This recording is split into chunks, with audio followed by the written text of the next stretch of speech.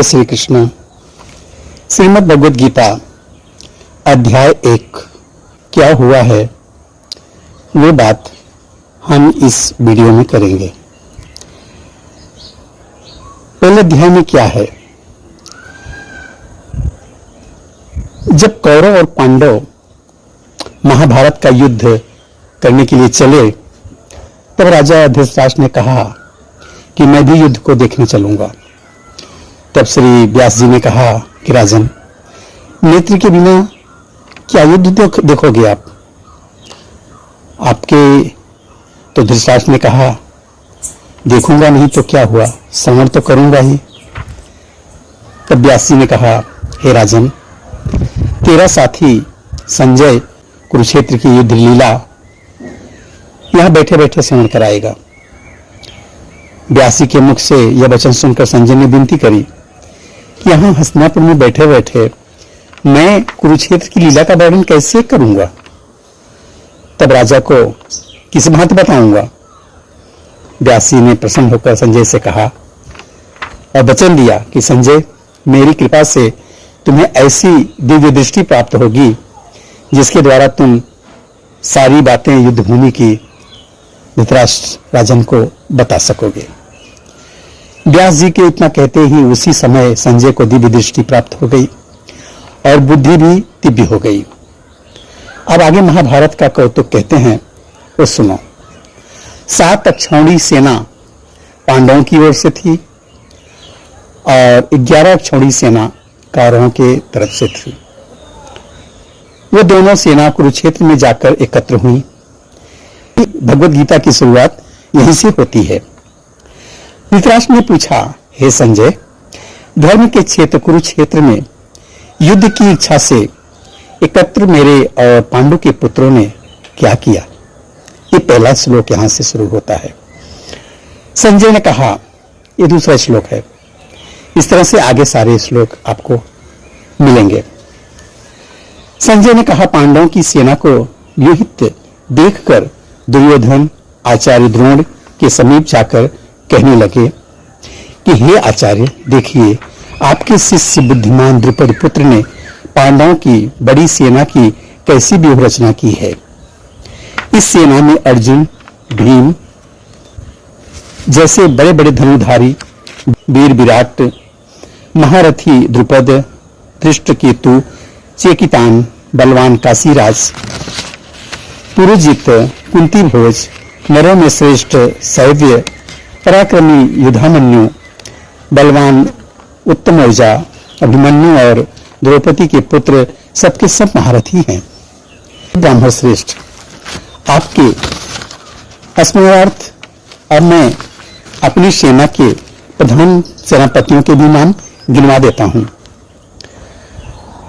आप भीष्म, कर्ण, युद्ध विजयी कृपाचार्य, अश्वत्थामा, विकर्ण, सोमदत्त का पुत्र भूरिश्रवा और बहुत सूरवीर मेरे लिए प्राण देने को तैयार हैं।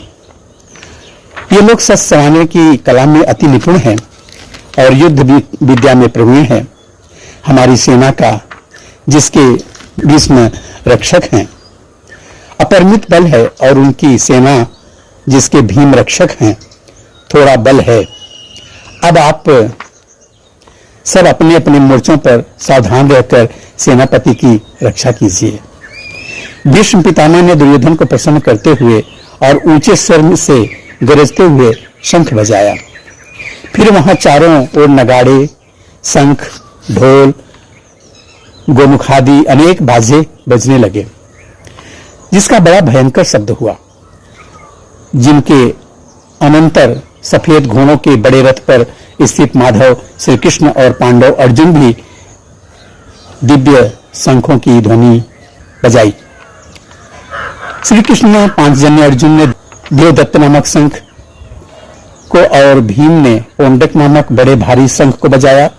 कुंती पुत्र राजा युधिष्ठिर ने अनंत विजय, नकुल ने सुघोष और सहदेव ने मणिपुष्पक और धनुर्धर काशीराज, शिखंडी, धृष्टद्युम्न, विराट, अपराजित, सात्यकी, राजा द्रुपद और द्रौपदी के पांचों पुत्र और महावीर अभिमन्यु, इन सब वीरों ने अपने अपने शंखों को बजाया।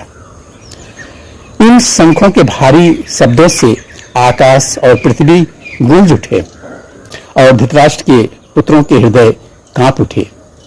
हे राजन, अर्जुन ने कौरवों को युद्ध के लिए प्रस्तुत देखकर धनुष उठाकर श्री कृष्ण से कहा कि हे अच्युत, मेरा रथ दोनों सेनाओं के बीच में खड़ा कीजिए, जिससे मैं युद्ध करने वालों को देख लूं इस रणभूमि में मुझे किन किन के साथ युद्ध करना है। दुर्बुद्धि दुर्योधन की प्रीति करने वाले जो युद्ध के लिए यहां एकत्र हुए हैं उनको देखूंगा। संजय ने कहा, हे राजन, द्रुपद की बात सुनकर श्री कृष्ण ने भीष्म, द्रोण आदि वीरों के सामने उत्तम रथ को लाकर के खड़ा कर दिया और कहा कि हे वीर, युद्ध के लिए उद्यत इन कौरवों को देख लो। अर्जुन ने चाचा, बाबा, गुरु, मामा, भाई, पुत्र, ससुर और स्वजनों को सच से शोभित खड़ा हुआ देखा। इन दोनों सेनाओं में अपने ही सभी बंधु बांधवों को खड़ा देखकर परम विकल होते हुए अत्यंत खेद के साथ अर्जुन ने यह वचन कहे, हे कृष्ण, युद्ध की इच्छा से आए इन अपने बंधुओं को देख मेरे अंग ढीले होते जा रहे हैं और मुख सूखा जा रहा है। मेरा शरीर विकल हो रहा है, रोमांच खड़े हो रहे हैं, गांडीव हाथ से गिरा जा रहा है, त्वचा जली जा रही है। हे केशव, मुझ में खड़े रहने की सामर्थ्य भी नहीं है। मेरा मन चक्कर खा रहा है और सब लक्षण में उल्टे ही देख रहा हूं और संग्राम में अपने स्वजनों को वध करके कोई लाभ नहीं होगा। अर्जुन ने कहा, हे कृष्ण, मैं जीत, राज्य और सुख भी नहीं चाहता हूं। हमको राज्य भोग तथा जीवन से क्या काम है, क्योंकि जिनके लिए राज्य भोग और सुख की इच्छा की जाती है वह सब के सब तो युद्ध भूमि में खड़े हैं। अपने प्राण को, धन को छोड़ने की और मरने के लिए तैयार खड़े हैं और आचार्य, पिता, पुत्र, पितामह, मामा, ससुर, पौत्र आदि सारे संबंधी ये सब मुझे मारें तो भी मधुसूदन, इन्हें मारने के लिए मैं राज्य की इच्छा नहीं करूंगा। हे जनार्दन, त्रिलोकी के राज्य के लिए मैं इन्हें मारना नहीं चाहता, फिर इस पृथ्वी के राज्य के लिए तो कहना ही क्या है। हे जनार्दन, धृतराष्ट्र के पुत्रों को मारकर हमारा क्या भला होगा। इन आताइयों का वध करने से पाप ही तो होगा। इसके लिए हमें अपने धृतराष्ट्र के पुत्रों को मारना अनुचित है। ये सब लोभ के वशीभूत हैं, कुल के नाश करने तथा मित्रद्रोह करने में पाप को नहीं देखते। कुल नाश के दोष को जानते हुए भी हमको इस पातक से क्यों नहीं दूर रहना चाहिए। कुल का नाश होने से कुल के प्राचीन धर्म नष्ट हो जाते हैं, फिर धर्म नाश होने से कुल में पाप बढ़ता है।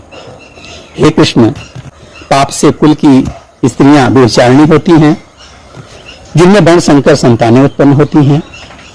यह संतान जिन पुरुषों ने कुल को नष्ट किया है उनको तथा उस कुल को नरक में पहुंचाते हैं, क्योंकि श्राद्ध, तर्पण आदि बंद हो जाते हैं।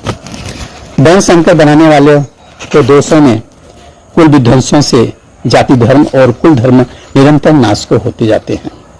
हे जनार्दन, मैंने बार बार सुना है कि कुल धर्म नष्ट होने से निश्चय नरक का वास मिलता है। हाय, हम कितना पातक करने के लिए तैयार हैं, जो राज्य सुख के लोभ से स्वजनों को मारने की कोशिश कर रहे हैं। शस्त्रों को धारण किए हुए धृतराष्ट्र के पुत्र यदि मुझ शस्त्र रहित और उपायहीन को रणभूमि में बध कर डालें तो ही मेरा कल्याण होगा। संजय ने कहा, हे राजन, यह कहकर अत्यंत दुखित होकर अर्जुन ने उसी समय धनुष बाण फेंक दिया और रथ के पिछले भाग में जाकर के बैठ गया। यहाँ पर अध्याय 1 समाप्त होता है। अध्याय 2 हम अगले वीडियो में देखेंगे। तब तक के लिए जय श्री कृष्ण।